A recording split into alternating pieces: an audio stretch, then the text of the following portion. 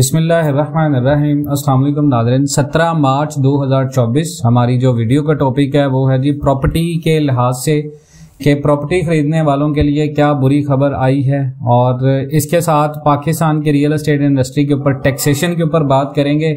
नई हुकूमत कैसे IMF के सामने बेबस हुई है, और नई हुकूमत IMF के सामने बेबस होने के बाद क्या ओवरसीज पाकिस्तानियों को रियल एस्टेट के अंदर इन्वेस्टमेंट करनी चाहिए या नहीं, ये हमारी वीडियो का टॉपिक है। सबसे पहले हम न्यूज़ की बात करें तो पाकिस्तान ने IMF को रियल एस्टेट सेक्टर को टैक्स नेट में लाने की यकीन दहानी करवाई है, जिसके तहत नॉन फाइलर्स पर प्रॉपर्टी की सेल और परचेज पर टैक्स में इजाफा किया जाएगा।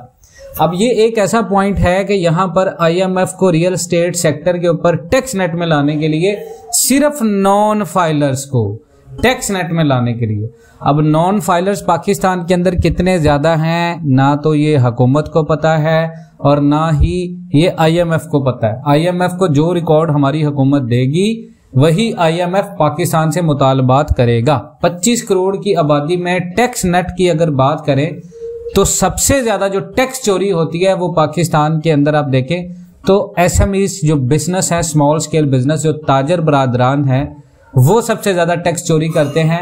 नंबर 2 पे आता है रियल एस्टेट माफिया, जो टैक्स नहीं देता पाकिस्तान में। नुकसान कौन लोग उठा रहे हैं रियल एस्टेट के अंदर इन्वेस्टमेंट का? जो लोग फाइलर भी हैं, टैक्स भी पे कर रहे हैं, लेकिन फायदा वो लोग ले रहे हैं जो बड़े रियल्टर्स हैं, जिनके बड़े बड़े लिंक्स हैं, पार्लियामेंटेरियंस में उनके लोग हैं, उनके कनेक्शंस हैं।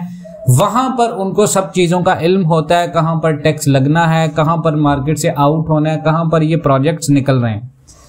तो जनाब हुकूमत ने रियल एस्टेट सेक्टर को टैक्स नेट में लाने और तमाम हाउसिंग सोसाइटीज को रजिस्टर्ड करने की यकीन दहानी कराई है। और पाकिस्तान के अंदर आप देखें तो पाकिस्तान की जो ब्रांडेड हाउसिंग सोसाइटीज हैं वहां पर आपको ऐसी सोसाइटीज मिलेंगी जो कि रजिस्टर्ड नहीं है और जिनके माफियाज के लिंक आपके मुल्क की हुकूमत के साथ है, यानी वक्त हाकिम जो मुल्क में बैठे हुए उनके साथ तो उनके लिंक्स हैं। अब IMF को करवा दिया। इसके अलावा हुकूमत ने नॉन फाइलर्स के लिए प्रॉपर्टी की सेल और परचेज पर टैक्स में इजाफे की तजवीज़ दी है, जबकि प्रॉपर्टी की खरीदारी पर नकद के बजाय बैंक के जरिए लेन देन की तजवीज़ भी दी गई है।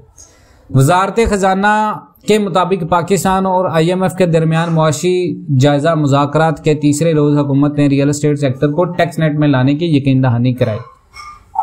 उसके बाद नए माली साल के बजट में रियल एस्टेट सेक्टर से मुतल्लिक अहम इकदामात शामिल हो रहे हैं। IMF को तमाम हाउसिंग सोसाइटीज के रजिस्ट्रेशन की यकीन दहानी भी करवा दिया पाकिस्तान की हुकूमत ने, और रियल एस्टेट सेक्टर पर टैक्स के लिए वफाक और सूबों में आपस में जो एक दूसरे को मवासलत पैदा की जाएगी, हम मांगी, और प्रॉपर्टी एजेंट्स के रजिस्ट्रेशन और प्रॉपर्टी फाइल्स की सेल और परचेज पर टैक्स की तजवीज़ भी आ चुकी है। ये पाकिस्तान का रियल एस्टेट है, यहाँ पर ऐसा कुछ भी नहीं होगा। अगर आप एक ओवरसीज इन्वेस्टर हैं, आप समझ रहे हैं कि पाकिस्तान के अंदर ये जो टैक्स नेट के ऊपर काम हो रहा है इससे पाकिस्तान के अंदर प्रॉपर्टी की जो वैल्यू है वो कम हो जाएगी या ज्यादा हो जाएगी, तो सर रियल एस्टेट माफिया ही आपके मुल्क की इकोनॉमी को अब चला रहा है। आप सबसे पहले ज्यादा डिपेंड करे थे एग्रीकल्चरल के ऊपर, अब एग्रीकल्चरल के ऊपर पाकिस्तान डिपेंड नहीं कर रहा, अब हम डिपेंड कर रहे हैं पाकिस्तान में ज्यादातर हम क्या करें, हम प्रोजेक्ट्स जो डेवलपमेंट प्रोजेक्ट्स हैं वहां पर डिपेंड करें, यहाँ से हमारे पास इन्वेस्टमेंट्स आ रही हैं। अब पाकिस्तान के अंदर जो प्रॉपर्टी की हालत है वो अगले 2 से 3 साल में सिर्फ फिनिश प्रोडक्ट्स के अंदर, आप घर खरीद रहे हैं रेंटल इनकम आ रही है, आप कमर्शियल प्लॉट खरीद रहे हैं रेंटल इनकम आ रही है। इसके अलावा अगर आप किसी भी बात करें कि रियल एस्टेट में आपको पैसे आएंगे या रियल एस्टेट के अंदर इन्वेस्टमेंट करनी चाहिए, तो ये फिल वक्त अभी एक अच्छा फैसला नहीं है। मजीद इस तरह की अपडेट्स के लिए जुड़े रहे पाकिस्तान एंड वर्ल्ड TV के साथ। इंशाल्लाह मिलते हैं नेक्स्ट वीडियोज में, तब तक के लिए अल्लाह हाफ़िज़।